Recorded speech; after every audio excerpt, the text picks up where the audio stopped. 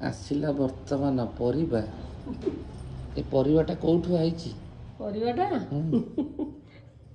କୋଉଠୁ ଆଇଛି? ତୁ ଗୋଟେ ଧନ୍ଦା ଲଗେଇଛୁ ବସିକି। ମୁଁ ଧନ୍ଦା ଲଗେଇଛି? ଆଉ ମୁଁ ଧନ୍ଦା ଲଗେଇଛି ନା ସିଏ ଧନ୍ଦା ଲଗେଇଛି? ସିଏ ତ ଧନ୍ଦା ଏଇଟା ଲଗେଇଛି। ଶୁଣି ଆସିବ। କଣ? ଏ ପରିବା ଧନ୍ଦା କିଏ ଲଗେଇଛି, ମୁଁ ନା ତମେ? ନାଇଁ ବୋଉ ଦିନ ଶାଗ କହୁଥିଲେ ଖାଇବାକୁ ତ ମୋ ବାପାଙ୍କୁ କହିଥିଲି ଖାଲି ଶାଗ ଦେବେ, ଆଉ କୋବି ବି ଟିକେ ଭଲ ଲାଗୁଛି ସେଇଆ ପାଇଁ ଟିକେ କୋବି ଆଉ ଶାଗ ଏତିକି କହିଛି, ଆଉ କିଛି କହିନି। ସକାଳେ ସକାଳେ ଚୁଟିକିନା ଫୋନ କରିଦଉଛି। ମୁଁ କରିନି, ବାପା କରିଥିଲେ।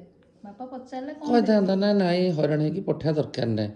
ହଁ ସେ କଥା କହୁନି, ହଁ କହୁଛି ନାଇଁ ଆମର ଏଇଟା ନାହିଁ ସେଇଟା ଅଛି, ଏମିତି କହିକି ତାଙ୍କଠୁ କହୁଛି ପଠାବି। ସେ ଭାବି ଇଏ ଗାଁକୁ ଆସିନାହାନ୍ତି ଯେ ମତେ ଫୋନ କରିକି ମୋଠୁ ଲୁଟ୍ କରୁଛନ୍ତି ମତେ।